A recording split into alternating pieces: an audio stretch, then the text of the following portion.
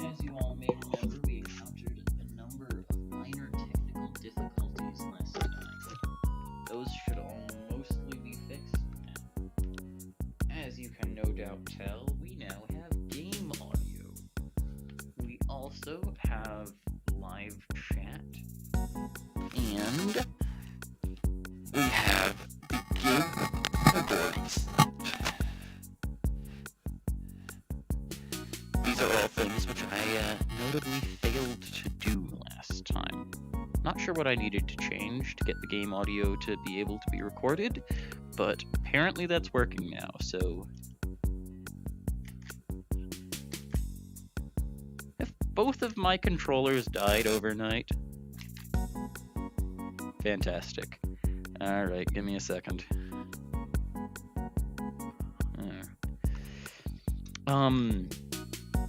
Turns out that, like with Twitch on YouTube, OBS can modify some of the stream settings before you go live, but YouTube seems to have notably more stream settings than Twitch does, and OBS has about as many modifiable settings as it did on Twitch, so...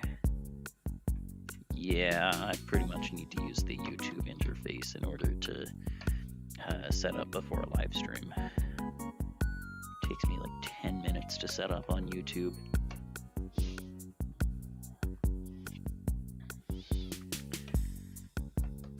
Sorry, I'm taking a while to do this. I'm plugging in my rechargeable batteries.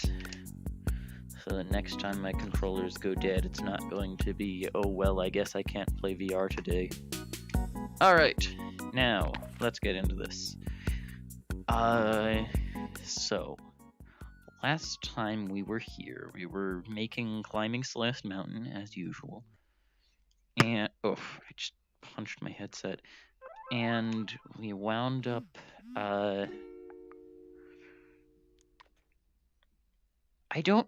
What? I don't care about the event. Wait, no, I don't want to do that. I want to look at create my rooms. Oh, down here, visit room. Old site. Okay. So we made a lot of work towards the part of you chase sequence. I have this crazy idea. I wonder. Could I? You know, I bet I could. Hang on, I want to try and set something up real quick. Like, I know I'm already streaming, but I don't think anyone is watching right now, so I don't think you guys are gonna mind if I try and set something up to be a little bit more tidy for me. It looks like it's recording everything alright. Even the desktop audio, you can hear that lovely little campfire.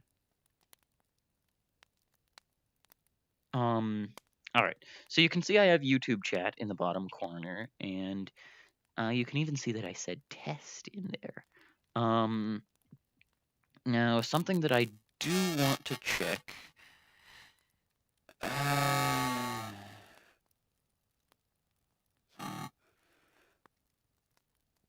is that...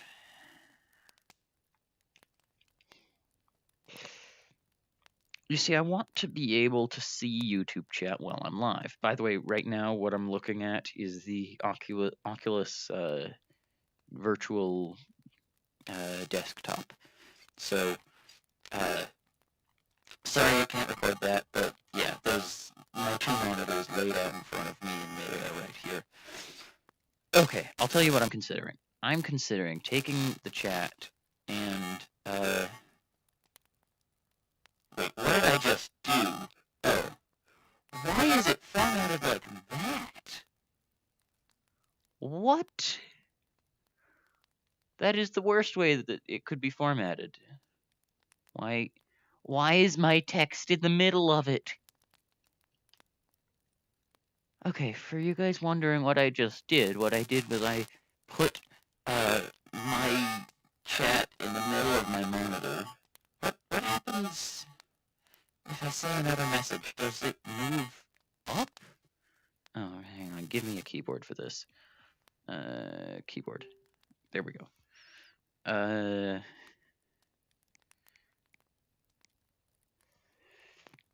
Wait, now it's gone to the bottom? What? I give up. This makes no sense. Anyway. Wait, no, I want to... Alright. I can deal with this. Transform, edit transform. Okay, we're going to crop from the right side of it. About 700 pixels. Is that good?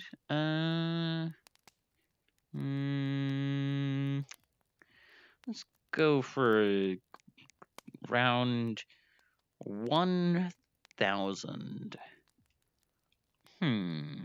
How's that? That's decent.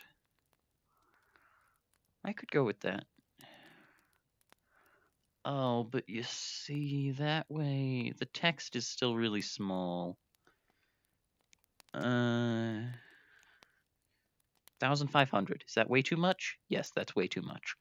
1,200? That's all right. Now, how about from the top? Right now we're cropping 100, just to get rid of the top bar. We can crop something insane, like 700. No, not 70, 700. That's way too much. What was I thinking? 300? Yeah, that looks all right. The text is really tiny, though.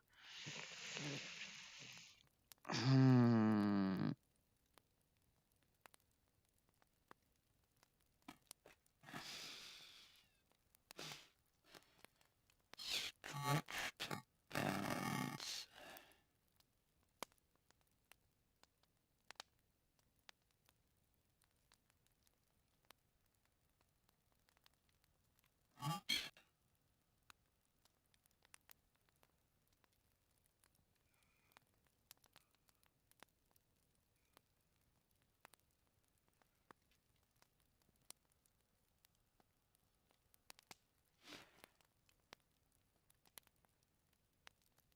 Alright, let's just call this good enough. I bet I'm doing this in the worst possible way. You all are horrendously offended by how terrible of a job I'm doing at this. Anyway, the whole point of this, you might be thinking, it's not broken, why are you trying to fix it? Is that this way I can have something like in the sky over there that, oh my goodness, the text is even, either it's too small or it's way too far away. It's like so tiny. Wait, okay, can I change the settings on the chat? Can I make it look bigger? Yes, I know Requiem wants to tell me something because it's open. Requiem always wants to tell me something. Don't push me to the taskbar, though, because of that. Settings... reaction? A poll? I can do polls on YouTube?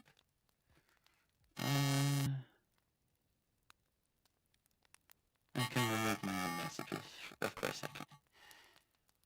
Why can't I change the font size? I want to change the font size. You know what? Forget it. I am not going to manage to, within any reasonable span of time,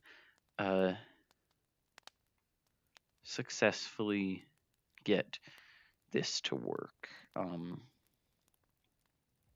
I just can't see the chat while I'm playing, and that's unfortunate, but I find it unlikely that I'm gonna have a chat while I'm playing, so it'll just have to do.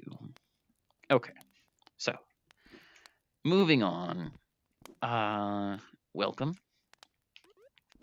Today we are going to be working on the part of you chase sequence, as you likely guessed from the title. Thus far, did I just create a tube? I think I just created a tube. I do not want to create tubes. Oh, there she is. Let's just ignore her. If we're standing within a short range of a checkpoint, she will ignore us. I will, though, for the sake of testing, briefly disconnect the circuit board which controls her. Oh, I will. Last time, one of the things that we worked on that we ended up deciding against using was the system that I referred to as the obnoxious buzzer, because that's what it is. This. Why is this in my face? This is supposed to be less in my face. Excuse me? Get out of there. Why? Okay. They better fix that. Oh my goodness, this is gonna be... I'm gonna have to stand like a few steps forwards or... Ugh. Okay. Anyway, last time we were working on the sound design for this system, and so I'm gonna quickly test it out, show you guys exactly what it sounds like, why I turned it off. The basic idea is that it's meant to tell you how close she is, even if you're not looking.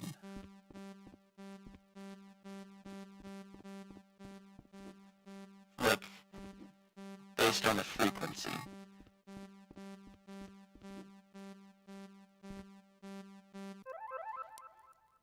Oh, I have my checkpoint set down here. Oh my goodness. Hang on a second. There we go.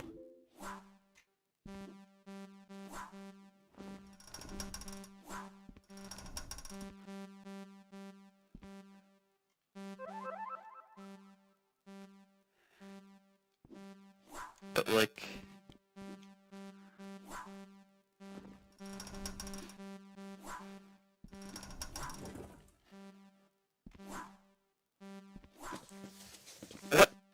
okay.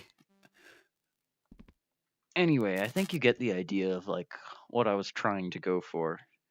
I think with better execution it might be able to work, but for now, really all it comes across as is an obnoxious buzzer. So that's why I decided to disable it in the end.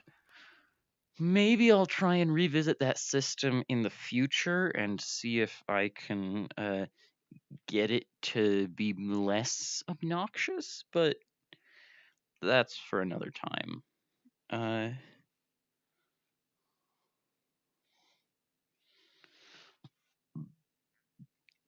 Oh my goodness, is there anything I can do to get rid of this?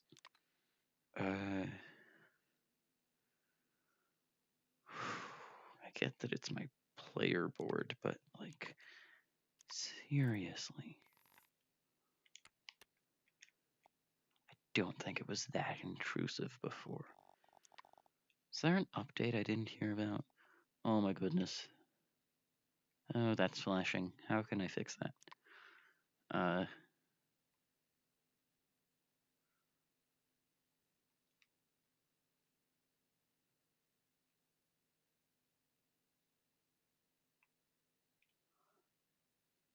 Alright. Are there any other flashing spots I need to fix?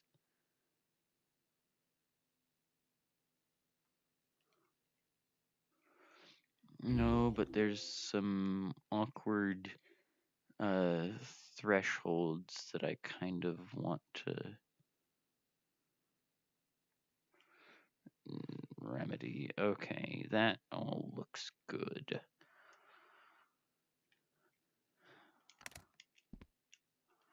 Yeah. All right. Now for the next room. This is awkwardly cuboid.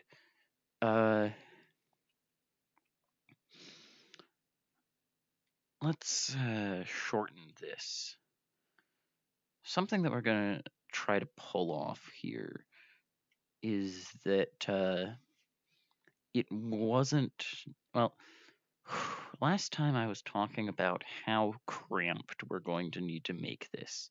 How we're going to need to force the player to retread their ground so much more than the game did in Celeste. Or rather, in trying to get them to retread their ground the same amount, we're going to need to use so much closer of quarters because the player has an extra dimension of space to dodge in.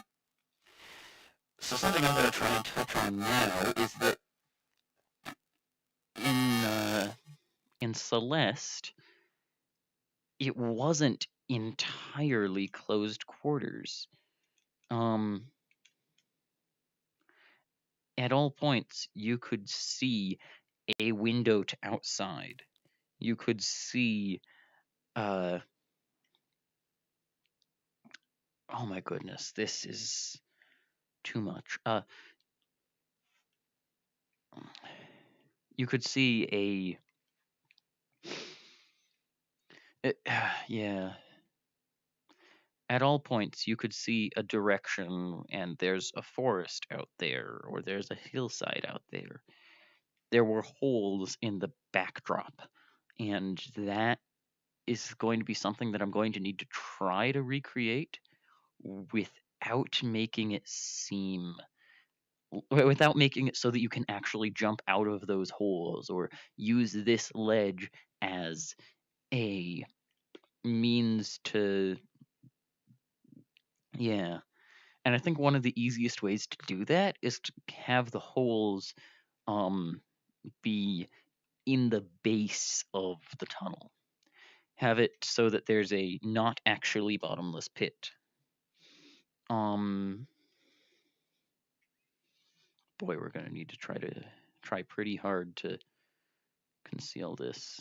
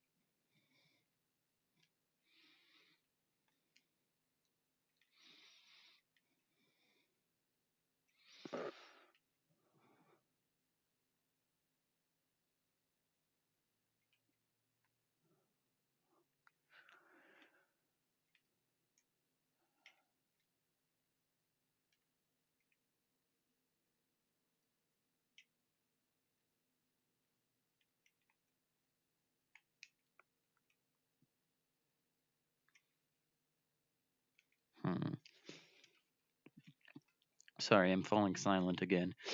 I'm just trying to create a backdrop such that the player won't be able to see over it. But I'm also considering the fact that there's supposed to be a crystal heart where the only way to get it is to jump up this. That's gonna be removed.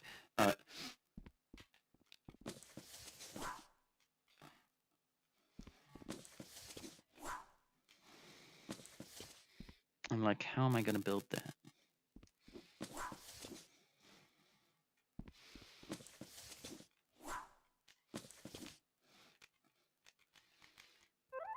I always forget that you can't fly when not holding the maker pen.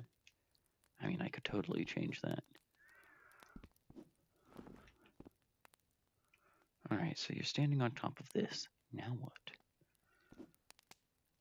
Can't even make it to there. Ow. You can hit the ceiling, though. Huh.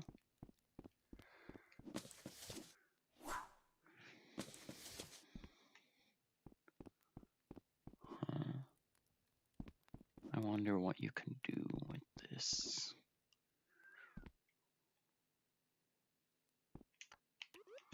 Like, it's worth saying that, like, all of this is getting filled in. This hole is not actually supposed to be here. And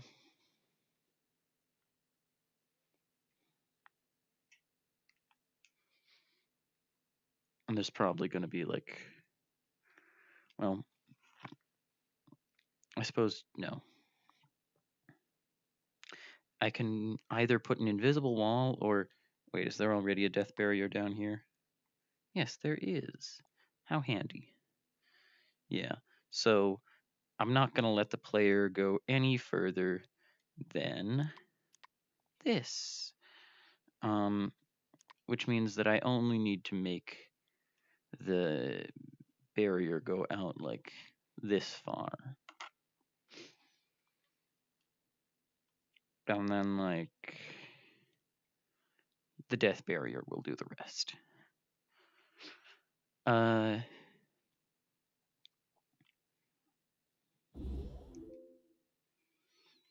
Anyway, I'm gonna make this taller, which might seem counterintuitive, given that I'm trying right now to create a path that allows the player to get up there. Calm down. What? Alright, that's the line. That. And stand. There's no way for me to scale it in any direction other than up. Fun. Okay then, I guess I'll do this manually.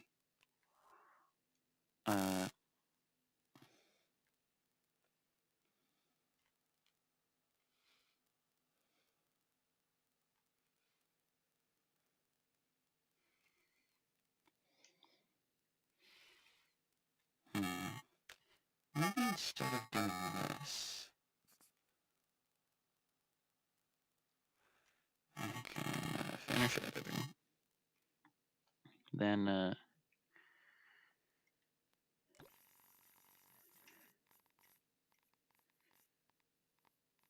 do this. I think it needs to be a little lower than that. Where's the move handles? Oh, right, the move handles are all the way over here for no clear reason.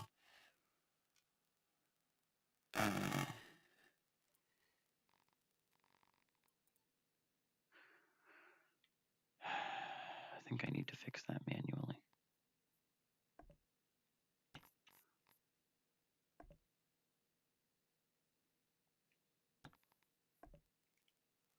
Alright, can we do that? Yeah, maybe I should have kept the because that. I think made it easier to reset. Okay, so there's. But that's obvious. Like, it's remarkably obvious. Oh, I can almost make that. Okay. If that was less obvious, then this would be good. But we need to remember this isn't just some strawberry that we're hiding up here. This is a crystal heart. These are the hardest of the hard to get collectibles. Ignoring the golden strawberries, those don't exist.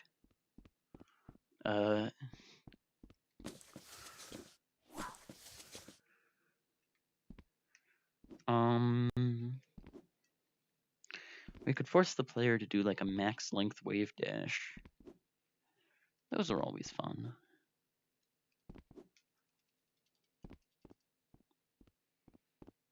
Okay. So we know it's possible to get up here. And that's already pretty high up. Or wait, no, don't edit. No, I can edit that. Let's delete all this. We're not using it anyway. Let's make this smaller.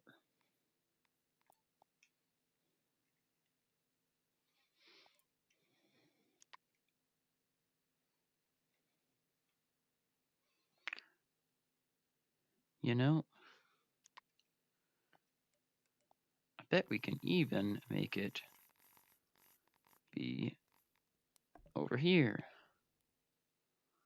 Oh, you know, I bet what I did is I like took the last floating platform like over here and I like moved it over here inside the thing, which is a terrible practice. Anyway, can I make that first? Make sure I'm over there.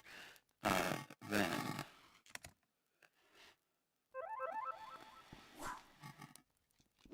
we just need to start by getting up here. Then we can almost make that.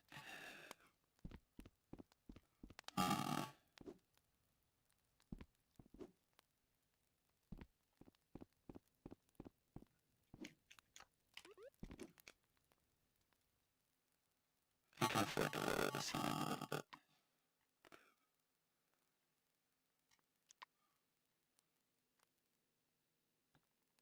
What? No, I'm not doing that.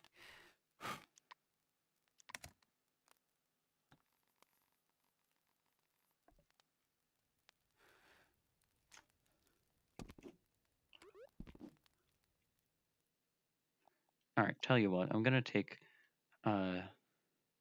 this is a good sized death volume.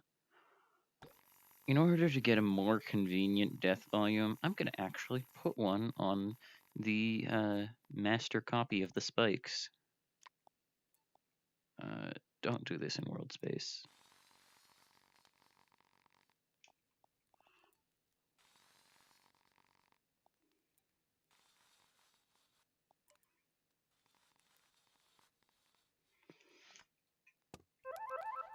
Ta-da!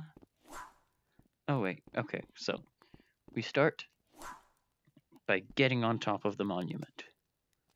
Then, wait. We can't quite make that. You know, it just occurred to me. Can't we do a wave dash off of this?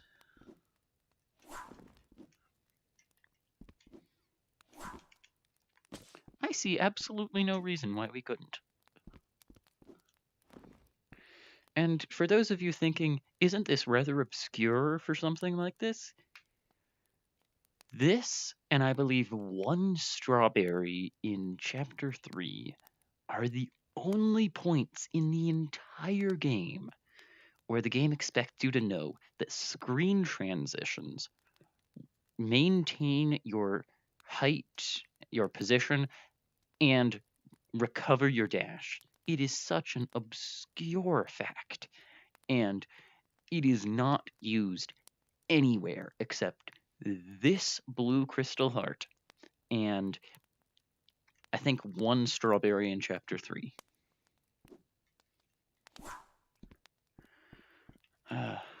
Funny thing about this is that extended hypers and wave dashes are... Or no, all hypers are extended hypers, and there's no difference between an extended hyper and a wave dash in this. So...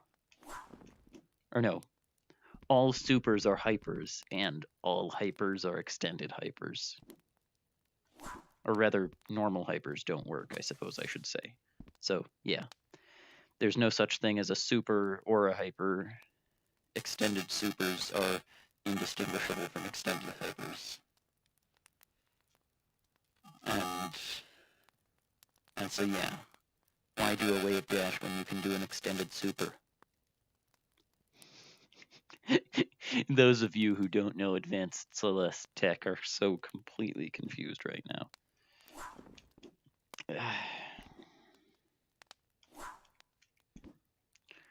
irritating things that, yeah, okay.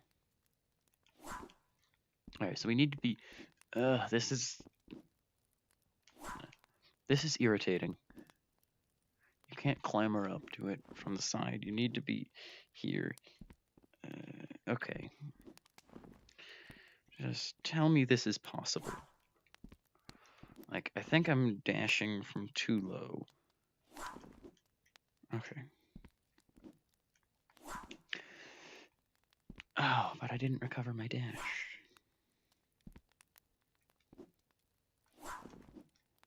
Dashing into a clamor.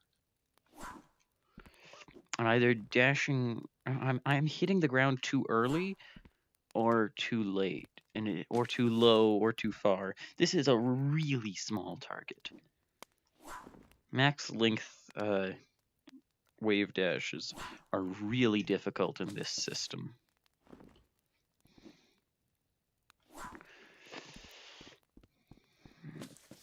But they are possible.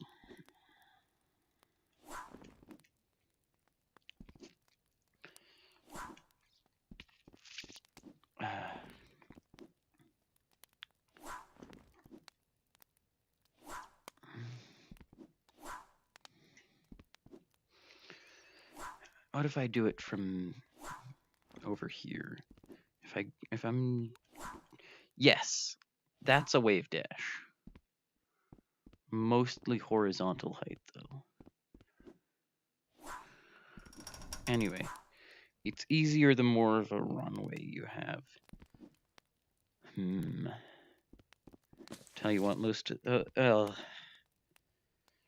remarkably few players are going to think to try this. So we'll reward the few who think to try by making this feasibly possible.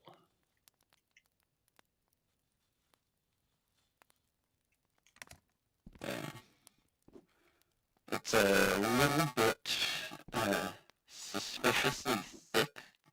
But we'll just say it was carved from a big chunk of... Darn it, why is that word not working? Out of CPU heat. I hate how clearing the logs makes it, like, turn yellow. Alright, what's wrong here?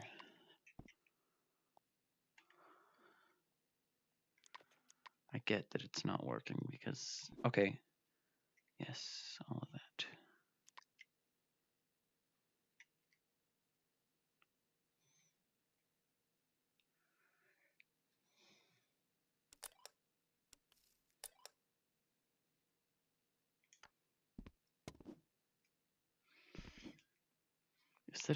Is it that it's still stuck from me having entered with a thing like once? Alright. It doesn't work anymore. I killed it. I killed the death volume. Anyway. Can I get this to work? Oh, that's totally possible. Alright. If I just get a better direction, I can absolutely do that. 100%.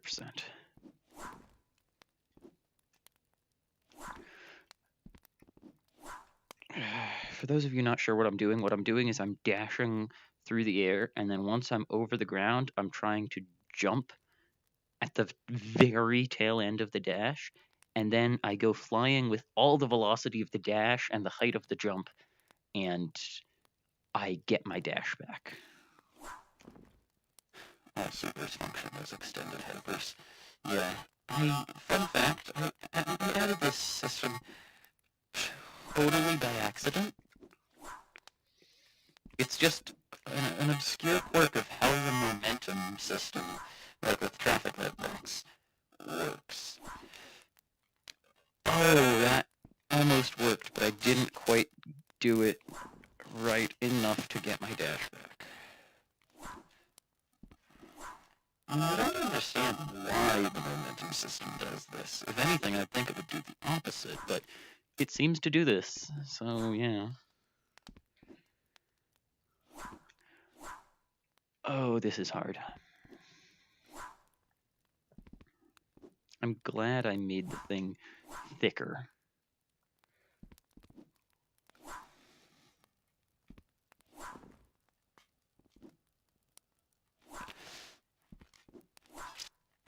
So close. I don't care that I have new reward items for my home.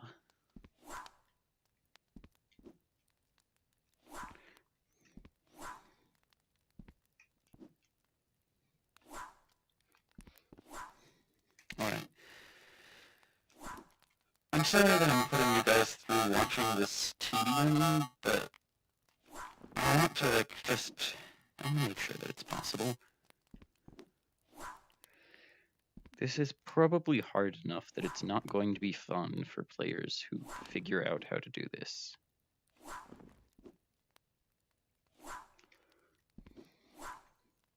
Whoa!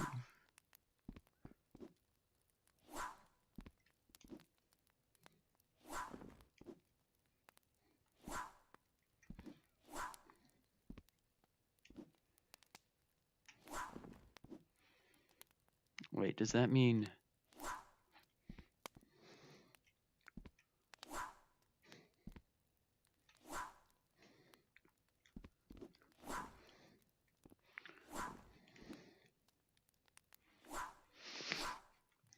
That was very close to working.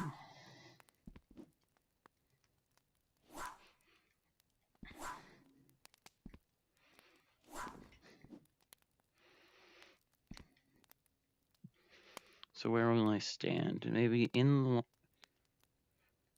Okay, lost tracking for a second there. So I'm standing in line with the end of the bed, and I'm aiming at the 59. Alright, how about in line with the opposite corner of the bed, aiming at the center. Alright, left side of the hitbox pretty much are on line with that, aiming at the center.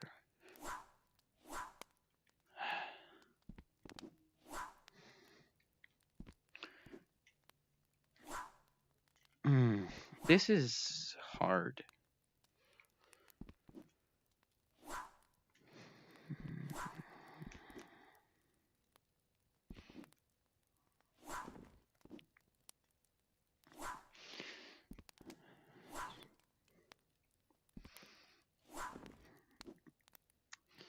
Sometime after release, you guys are going to manage to figure out that this is like the hardest possible way to get this, and that there's like a million ways that are worlds easier.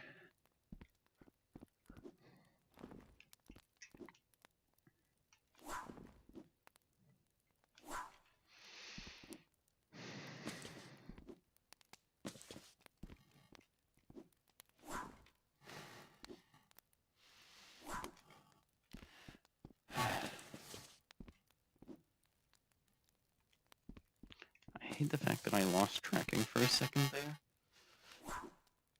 Okay. I think the issue is that I'm not only aiming at a distance like this wide, but also like this long, but also like this wide in order to wave dash off of it. And that makes it almost impossible.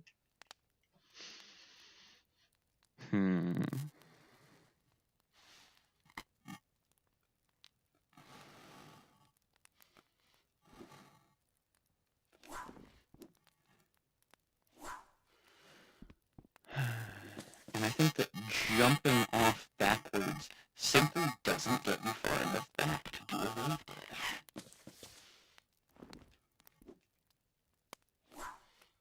What if I jump off forwards? Yes, that gets you far enough. Oh, that's terrible. You can't sprint backwards. So you need to jump off when moving forwards and then turn around, dash. Oh. Yes, that works. Oh my goodness. Okay, that's the trick to it. Yep, that is precisely dumb enough to be able to work as a good parallel for in this system. is that you need to jump off facing forwards, and at the last second turn around, dash, and kick off the ground, and then launch yourself up to there.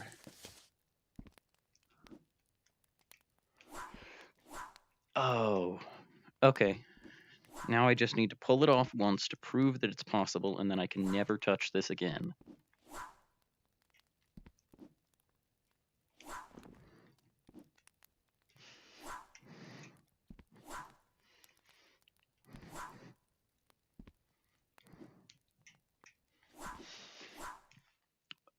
Oh, can you not clamber onto that?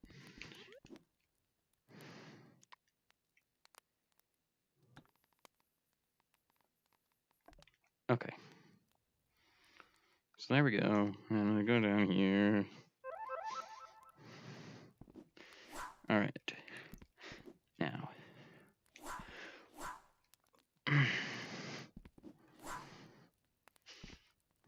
But you see, this is why I'm trying to test this. To make sure of stuff like it's actually possible to clamber onto it. Rather than just releasing it and being confused when literally nobody gets it.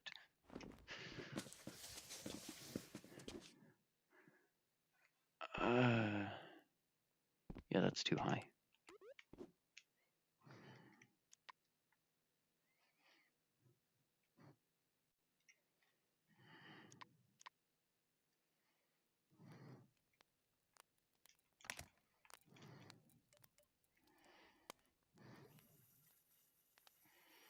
What?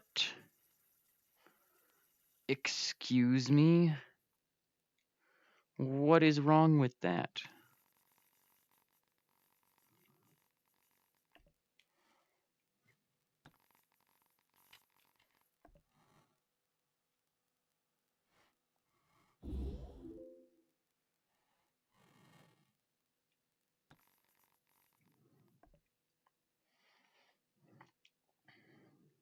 Alright, so we like jump, sliding, and then yeah, we jump and we slide, and that can jumping and sliding can actually get you really far, and that gets us like up to here. And then dashing gets us onto here. And then like we jump and slide and then dash. And then like jump and slide and then dash. And then we're up to here. And then for the last step,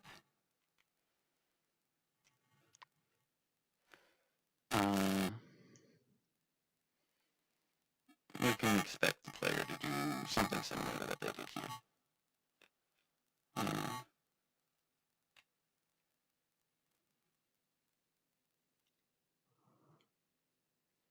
That looks like there might actually be enough height there. Alright. Now, one last time to prove that it all works together in succession. Why is my checkpoint up there? Okay. So we make it up here. We leap off. We turn around and dash. We make it up or dash. Turn around. Okay, we can do this. Okay.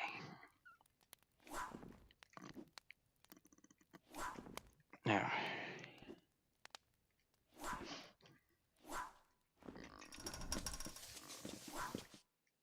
Wow, that actually made it surprisingly far. Like, I know I said that it's really powerful, but, you know, I kind of forgot how powerful. You know what?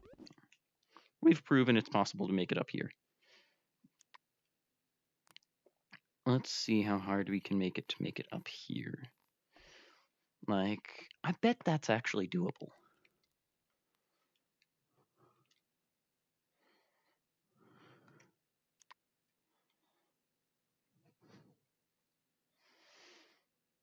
And then for this,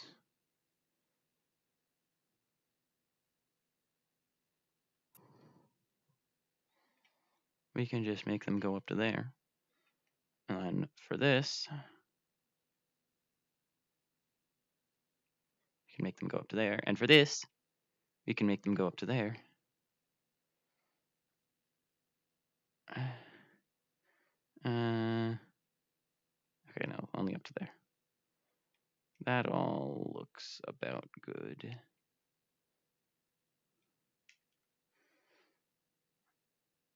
And now we fall.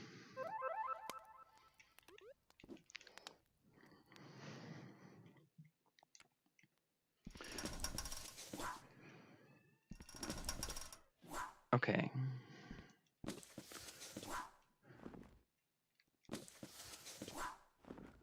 All right. We made it up. So yeah, the hard part is figuring out how to do it at the beginning, and then after that you just make it up. Although she will, because I based it off of height, she will actually be chasing you for the last few steps. But you know what? That'll just make it more exciting. Oh no, she won't be chasing you for the last few steps. Really just for the last step.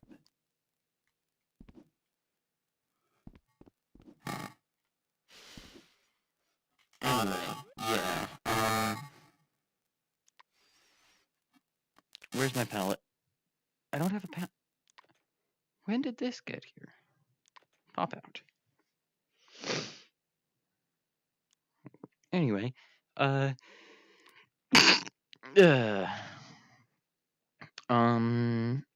we'll recolor this to be blue.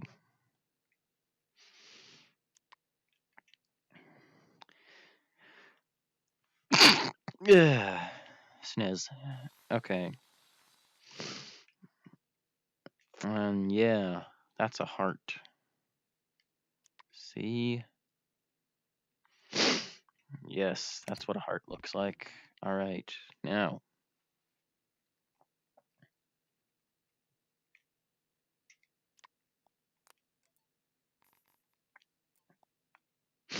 Now. We edit this. We're going to want to clone it and put it here, because we want to actually make sure that players don't get too far. Like, they can make it up this, but they shouldn't be able to make it up this.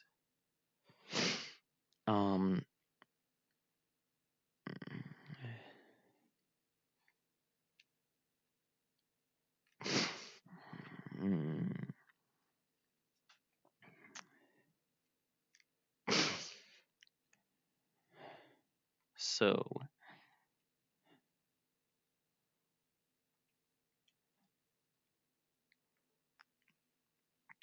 what are we going to need to do here? Well, one of the issues that I'm thinking of right now, this is the ceiling to something. We can't get rid of it.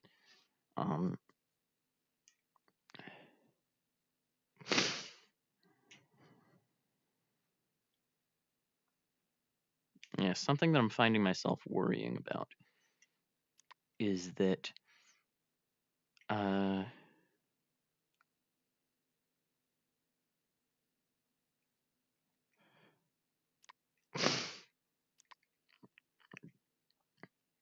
we're running low on space.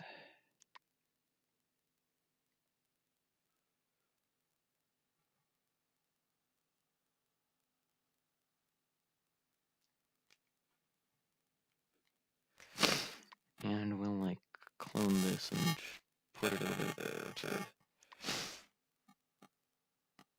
make it look less conspicuous that there's so many so much unevenness over here. I can even clone this again I say, and put it over here.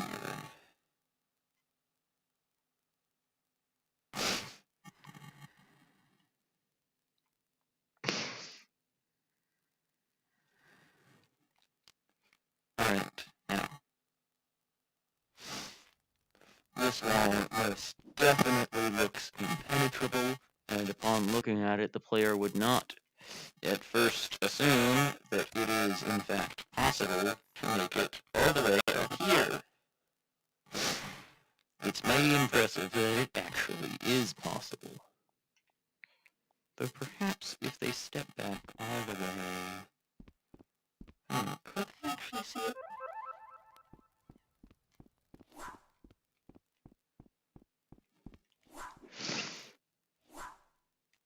No, it doesn't seem like it. There's no way for them to see the crystal head, other than actually going all the way up here. And then collecting it. But yeah, you can do that. So.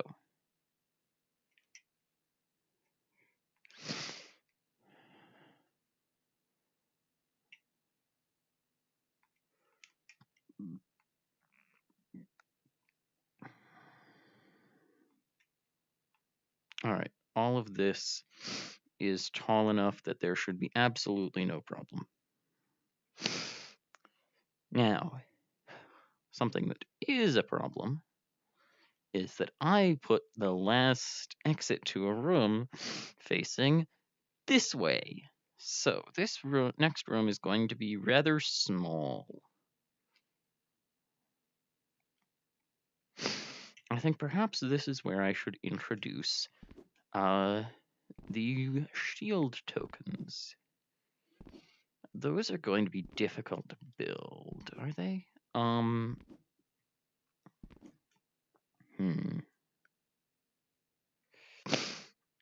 Okay. How can we do this? We can actually probably do it pretty similarly to how we did this, where we have like a trigger volume to detect when you collect it. It can look at its place in the list of shield token trigger volumes, and it will take the corresponding shield token object and do as it pleases with that object. Then like teleporting it and spinning in a circle.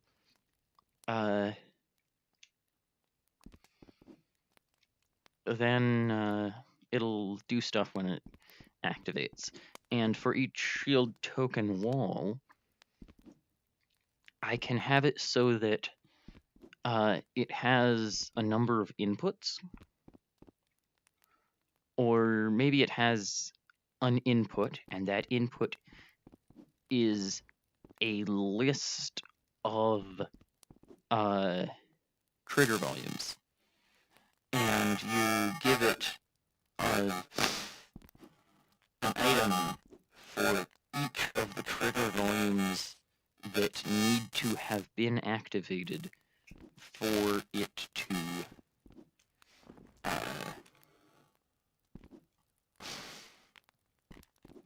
reset.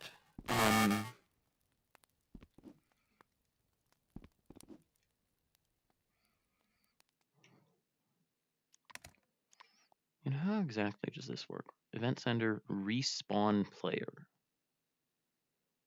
Is there...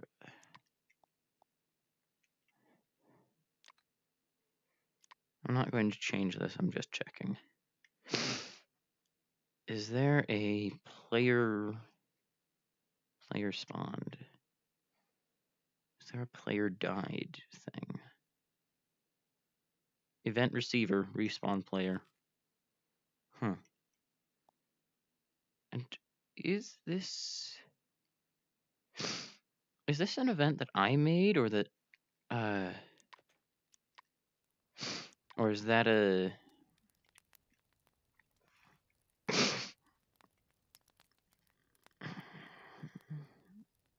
built-in Rec Room event? That must be a built-in Rec Room event, because... Oh, no, respawn player. I made that. So where did I put it? When I receive respawn player. Where is that? Huh, useless 30 hertz here. That used to be cooked up to here. Is it over here? Chapter complete. Checkpoint reached. Respawn player. Equip object to dominant hand. Okay. Hang on a second.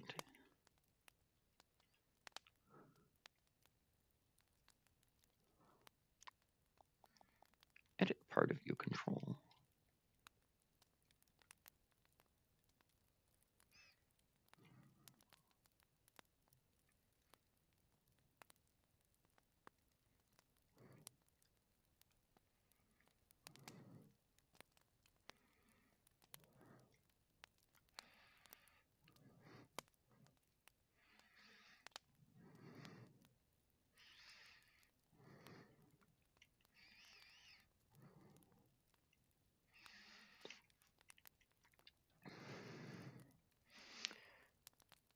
We could change this. We could make it so that, like, if the player is within 3 meters, then it ignores this. It doesn't add anything to the list.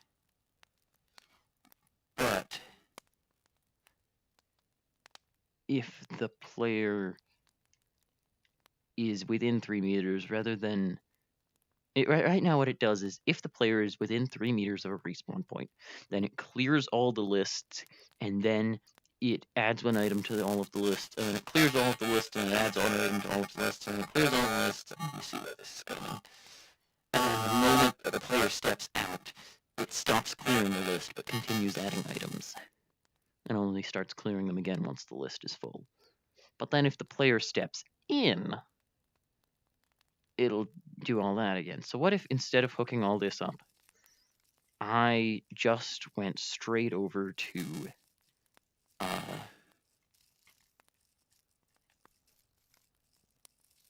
the exit condition, update 30 Hz. I didn't put anything at the end of here. And for resetting the lists, the condition that I put was... You know what, I'm going to take this moment to check and make sure that the audio and the visual and all that is working. I still have game audio, you can still hear me, you can still see everything just fine. Alright, looks like everything's working. That's fine, nobody's done stuff. Alright, now, resuming. Where was I? Oh yeah, event receiver. Where can I find an event receiver? Tell me there's at least one in this. Is there not? Have I not used any event receivers in this circuit board? Interesting. Event receiver. You receive this event if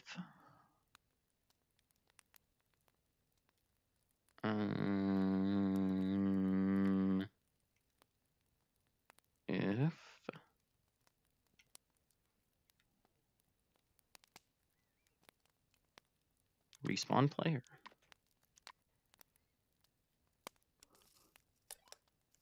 Okay, so when a player dies, it clears all of this and doesn't start adding new things until they leave the vicinity of the trigger volume.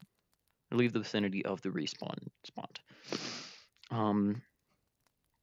If they're being chased and they run into a respawn spot, then it doesn't clear the list. It just stops adding or removing items from it.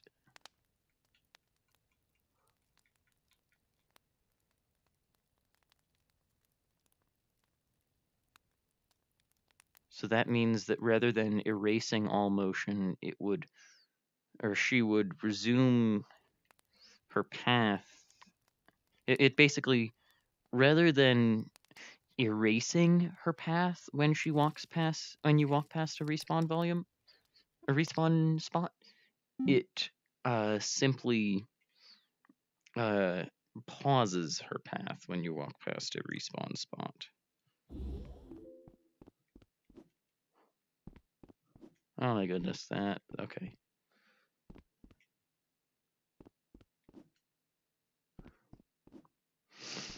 So yeah, that means that there's like no way for her to get there. Oh no.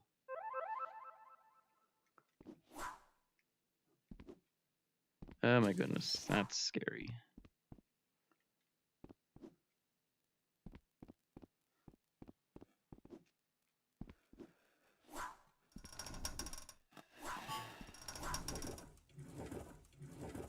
How did I got myself stuck.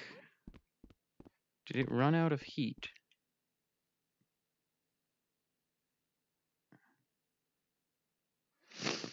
Wonder what that was for.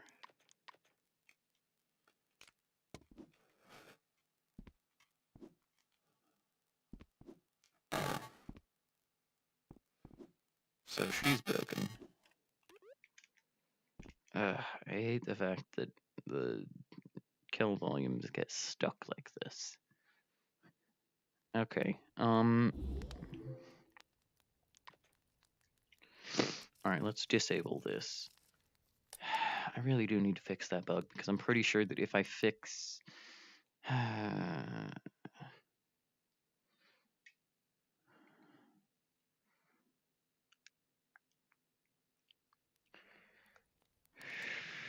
I want to make it so that...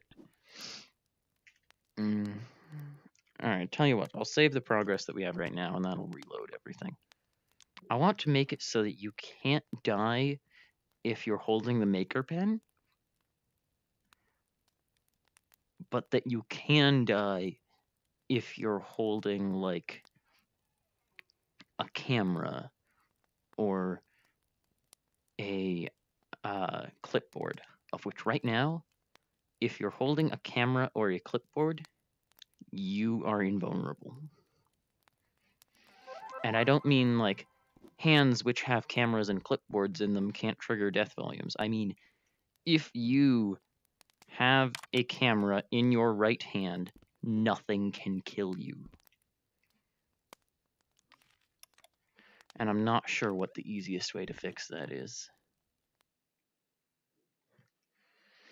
I mean, it wouldn't even be inside that. It would be over here. And the problem is that it doesn't have force equip enabled.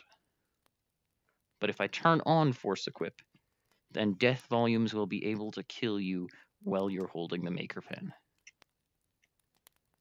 So, not sure what to do about that.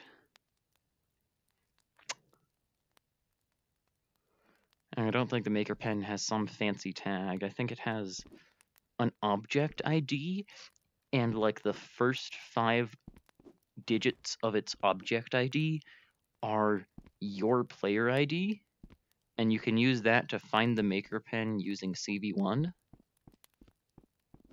But I'm not using CV1. So, yeah. I don't know. I guess once I'm done testing for a room, I can turn on Force Equip, and that way it'll be able to kill you with Maker Pen, which will be annoying. But none of the players will at any point have Maker Pen after the game is released, so yeah.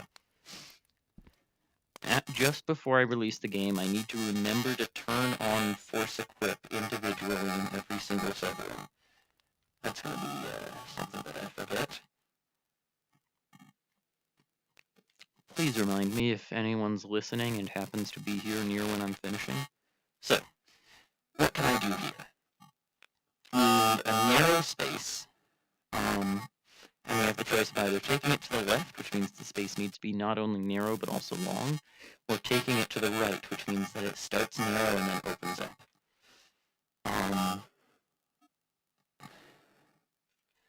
You know, we could have it go in both directions. The part of you chase is normally remarkably linear, but I think that one of the biggest advantages of this three-dimensional environment that I'm working with is that I have the potential for branching paths in much more directions. Let's look at part of what's so fun about Stunt Runner, which is a platformer built by the developers of the system that I'm using. In Stunt Runner, the whole goal is lowering your time by finding a better path through the levels. So yeah, I think at this point I'm going to have a path to the right. Oh no, I remember what I was planning on doing. I did make a plan here. I was thinking that the exit would be to the right here, but that the goal for this room is to like go in circles, collecting, or at least look around and try and find the shield token. For the first shield token door, I should probably only have there be one shield token. All right. Shield token, shield token. Now, let's make this shield token. Should we start with the trigger volume? Let's make the token itself. Snapping settings. Let's get a little bit more snap.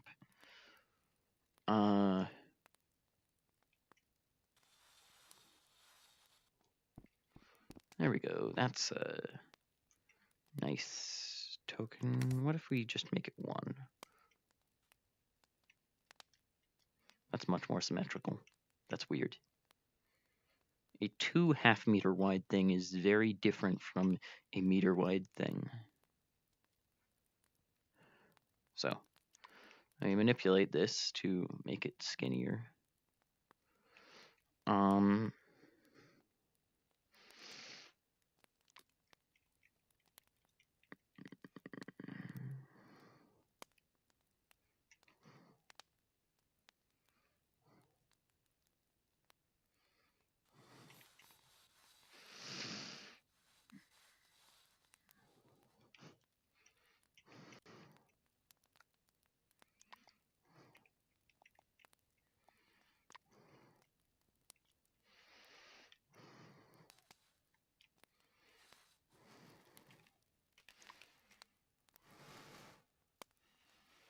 I just switched to transform. I don't want transform. I don't know how to use transform, and I probably should, but I don't. Okay, so. I'm going to recolor this. I think the inside is black.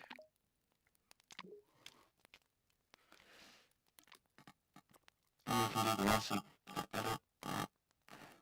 Recolor this. And on the outside can be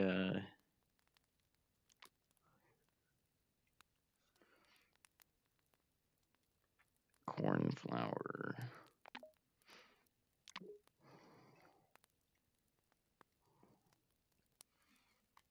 Which means that it can't be cornflower. It can be like rapids or something. How's that? That looks like cornflower. Oh my goodness, that's bright. Is there anything darker than lapis? That looks purple, doesn't it? No, that looks pink. Oh, I hate how oversaturated neon is. Alright, so we can shrink that down to make it less overwhelming. That's when it's inactive, and I think like if you collect it, it turns like yellow.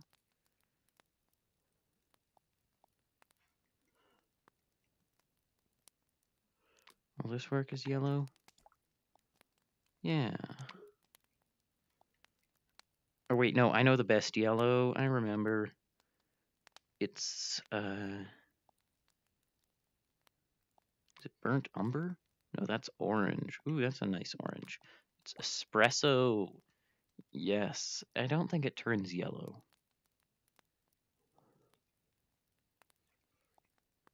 How does this look? Ooh, that's nice. Caramel. Anyway, what color does it turn?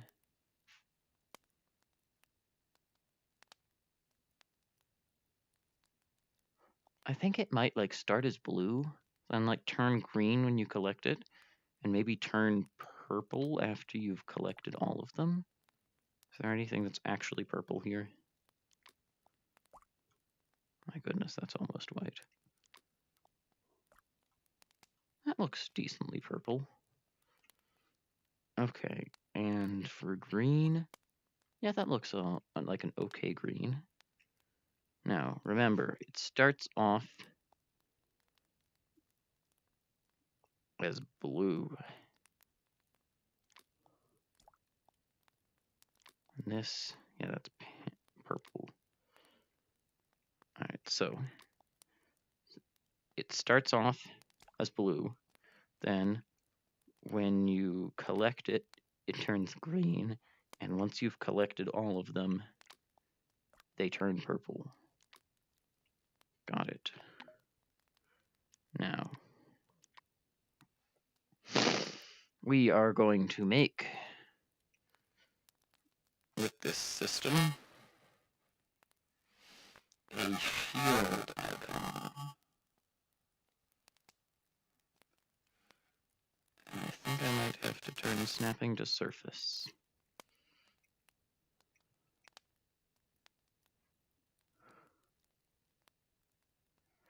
Okay.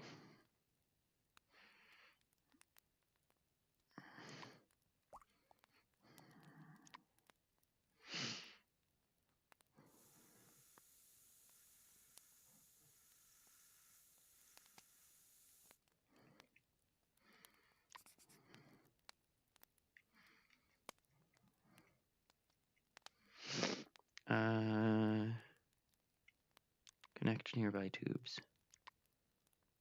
What is wrong?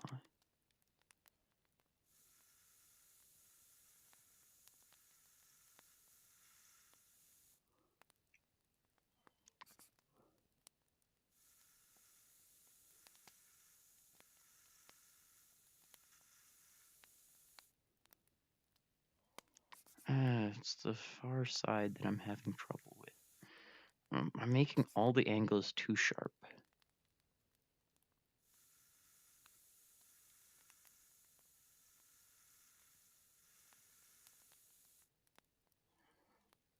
Like, if we edit this, and then we manipulate this,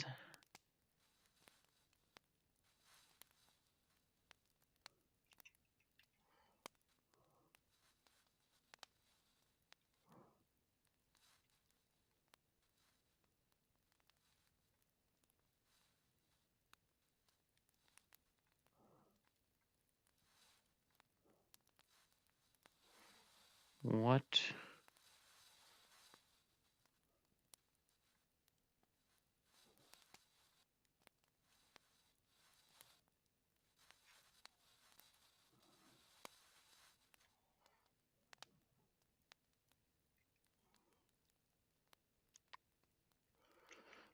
Create tube settings.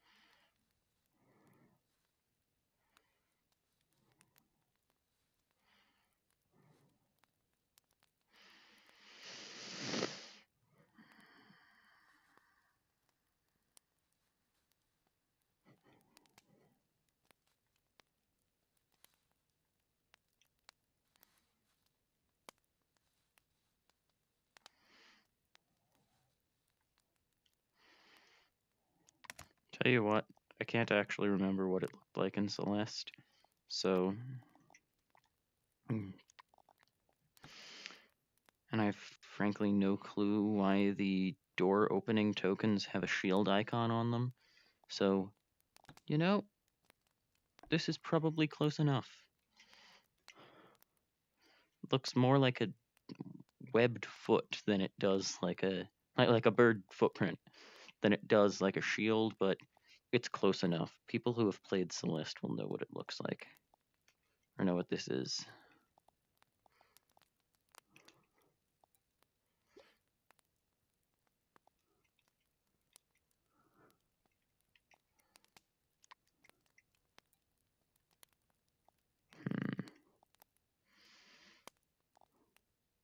Wait, no, I don't want to. Yes, I want to move.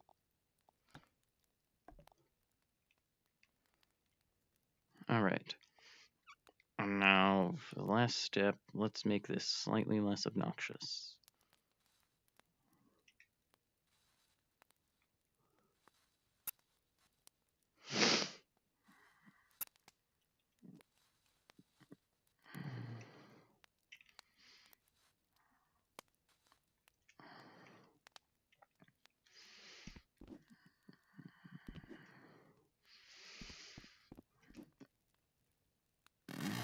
All right.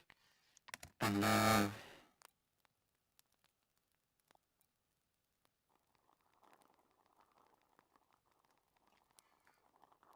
yeah, that looks like something I'd be willing to collect.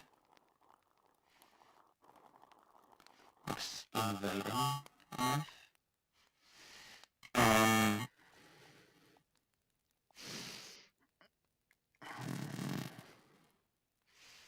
We'll call it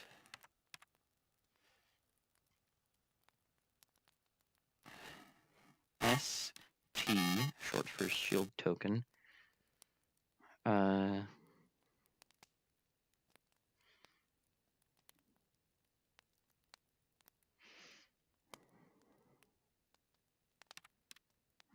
ST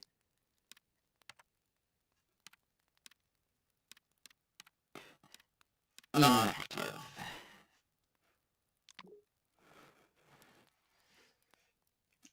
All right, and then we will clone it. And this one, you will never guess what it's going to be.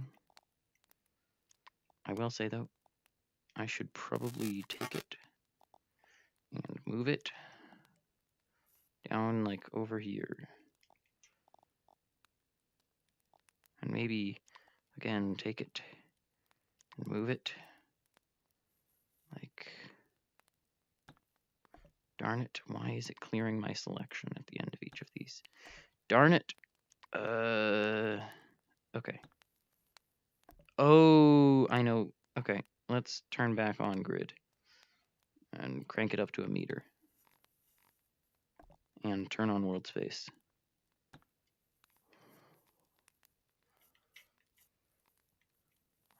What the... is it? Okay, I'm ignoring the fact that it's... oh, the tubes are sticking out. Okay.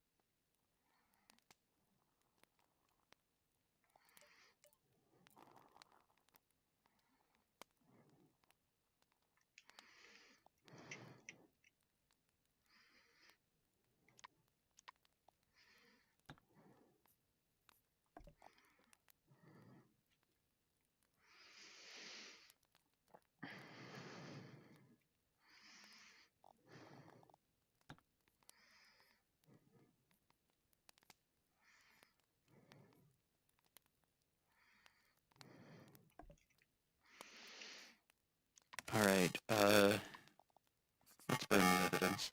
Okay, so what I was trying to fix was the fact that the move handles are down here, and I know the fact that when I have, like, teleporting this to its corresponding trigger volume, it'll teleport this point on it to the center of the trigger volume. And so, ideally, we want to, let's clone it first just so we have a backup. We want to edit it, and then, like, select the thing, and move it, like, back a space, and maybe, like, down some. So now there's the, alright, let's a little bit up. So we edit it, and we select the thing. Got the whole thing, right? Yep. Okay, and we, like, are half moving it.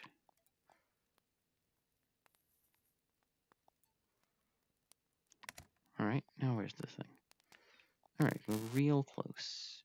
So we edit it, and then we select it, and we move it. But we moved it too far. We want to get it like this to be in the center. So we try it even more precisely.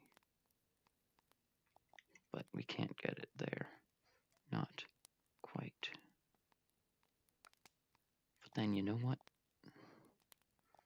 This is probably close enough. Done. And now, that's close enough. That is very close enough. Now I'm going to delete this and clone this. Alright, and now I clone this. And these are going to be our master copies of the 3 versions. And we'll recolor this one so that it is emerald. And we recolored that, and this, and this. And then we are done, and we configure it, and we remove shield token inactive, and we add shield token active. Now we go over here and we edit this and we recolor it, and we are recoloring it so that it is purple.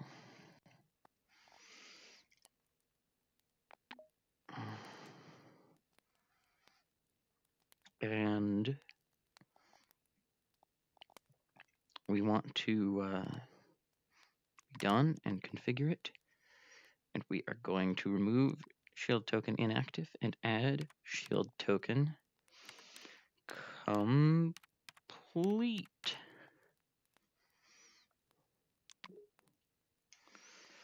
All right, and at the room loading in, each of the shield token trigger volumes is going to grab this one and teleport it to it, and then dynamically over the course of, and teleport the other 2 like miles beneath the world, probably to 0, 0, 0, which honestly is like a few hundred meters that way. And so, yeah, one of the, yeah. Dynamically over the course of the game, it's going to teleport back and forth which ones actually being kept there. These are environmental. They should not be. And now we can use this fancy thing that they added where we multi-configure. This is something I've wanted them to have in since day 1. Decoration. Ooh. Okay. Now, we're going to need to make said shield token trigger volume.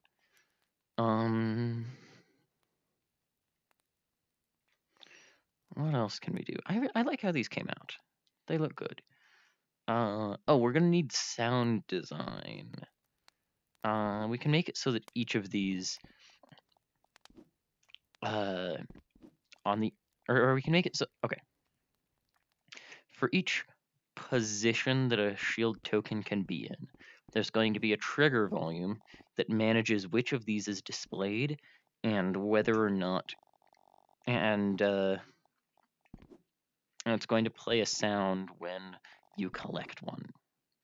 It'll also tell its connected doorbell block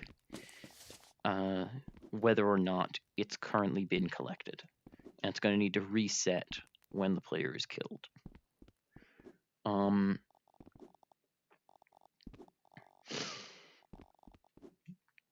And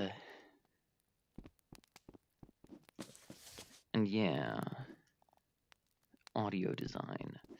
Okay, I guess I don't see any reason why we can't simply move into creating the shield token trigger volume.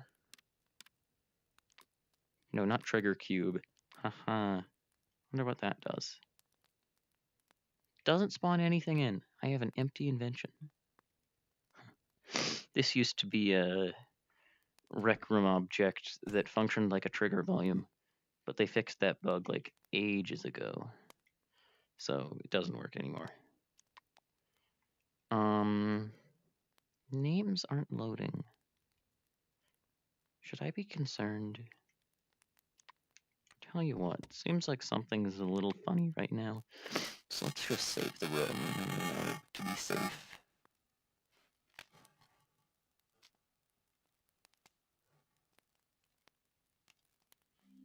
How long have we been live for? Hour and a half. Really? Doesn't feel like that long. Well, I feel comfortable going for a while longer.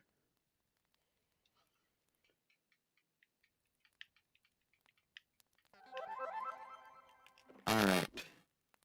The name is still not letting me. Names of some things are letting me. Huh. Well, this is moderately concerning.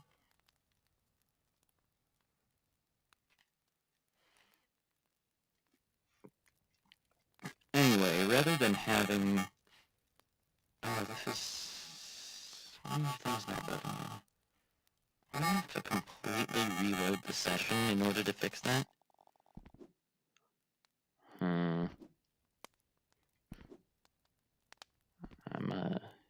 Okay. I wonder why. Well then, anyway. Where was I? Oh yeah. Since we want it to play a sound when you collect one of these, sort of like a bing or something. I don't know, I can't remember what sound it actually makes. Something that lets you know that you just did something good. Let's have it...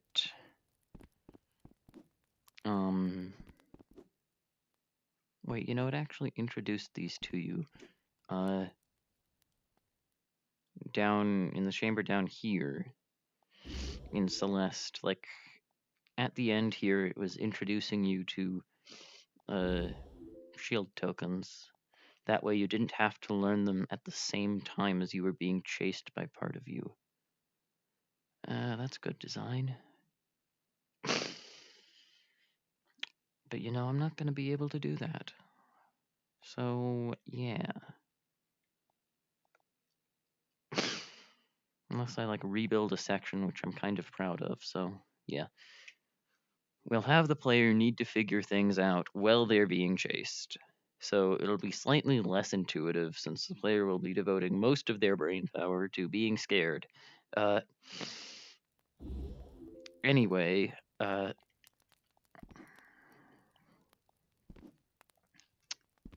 was I going to say? Oh yeah, I bet that most of my player base is going to come from people who've played Celeste and Rec Room, of which there's surprisingly little overlap between the player bases.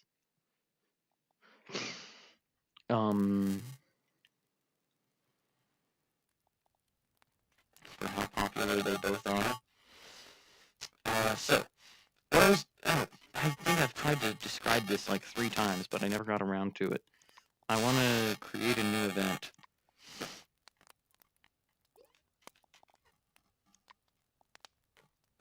It says not in green block, which implies that it does have stored the names of these things. It hasn't lost that data. It's just really confused about how to display it.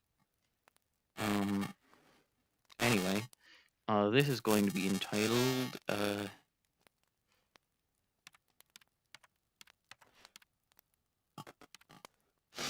right before shield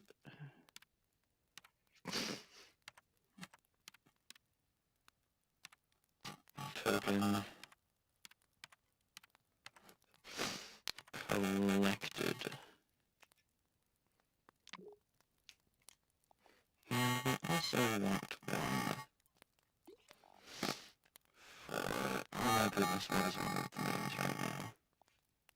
Does it have anything, even my player thing doesn't have its name working.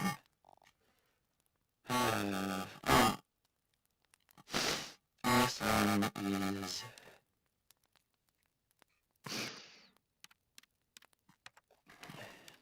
doorbell.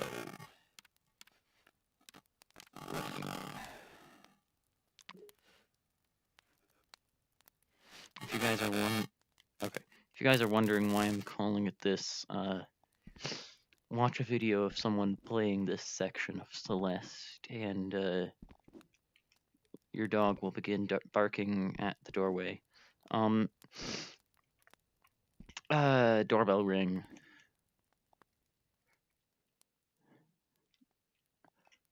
Where did this... Oh, this is the trigger cube that I made. Interesting, there was no option to undo creating it. It only loaded in after saving the room.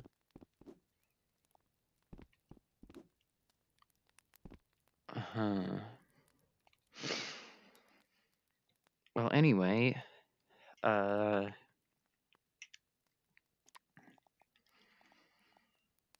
let's configure the outputs of this. Really think about it. Okay, so let's just delete these functions.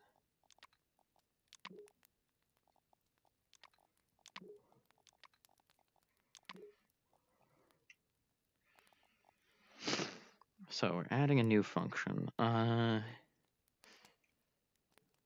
ST for shield token.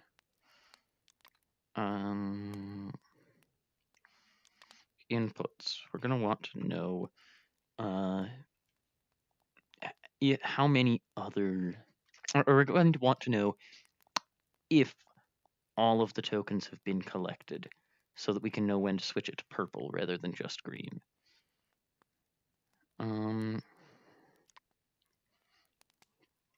So that can be a pretty simple bool.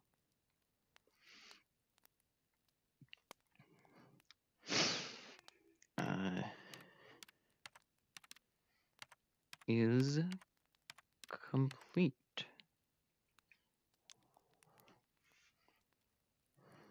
Create. Create, I said. Okay, created it. Outputs. As for outputs, we're going to need a bool to say whether or not this one has been collected.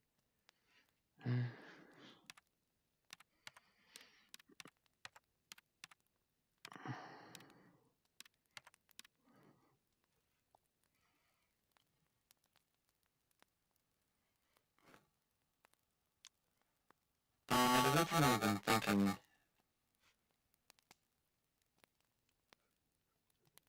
Is it that it's not registering, or that I need to click it again? Oh, no, it did add. Okay. So...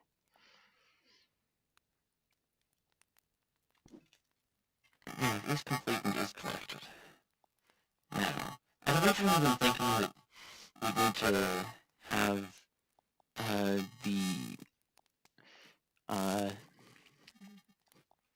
thing in charge of the doorbell block keep track of all the treasure volumes that it was connected to track them manually, but you know, we could just hook it up to an AND block and wire it to all of these. It'd be a little bit of manual work, but really it's just connect a wire for each shield token, and that's kind of simple. It's difficult to get it more simple than that, and probably wouldn't be worth the effort to get it more simple than that. So yeah, is complete and has been collected. And then, like, entering the volume switches it to having been collected. Yes? Okay. I'm gonna need to end the stream soon. Alright, I'm gonna clean out the inside of this trigger volume. Are you guys seeing this? Yes, you are. Alright. Alright, let's... Pretty sure that this is exiting volume. Alright, and this is for objects. Okay. I think that's all the stuff that we need to clear out. Alright. Now... Oh, and I can rename it to...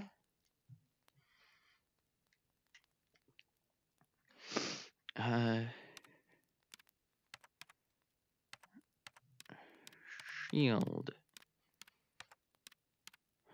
token volume.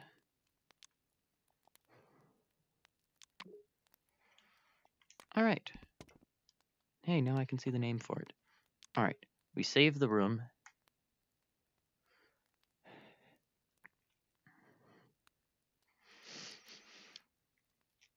And...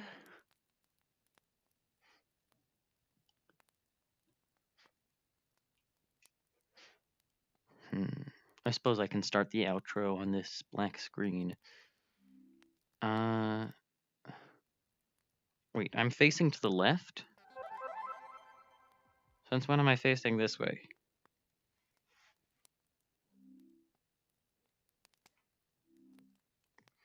Tell you what, I'll move back a little.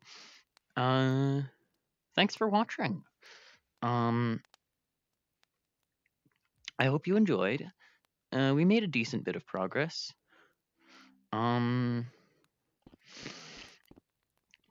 We were able to build that crystal heart mechanism. We made the models for the shield tokens and started work on this. All of the names for things have disappeared and we don't know why. Hopefully it'll be fixed by next time. Well, it seems to be totally random which names are missing. Yeah, we'll hope that's fixed by next time. And yeah, I'm looking forward to the next stream, and I'll see you there. Bye. Yes, I know I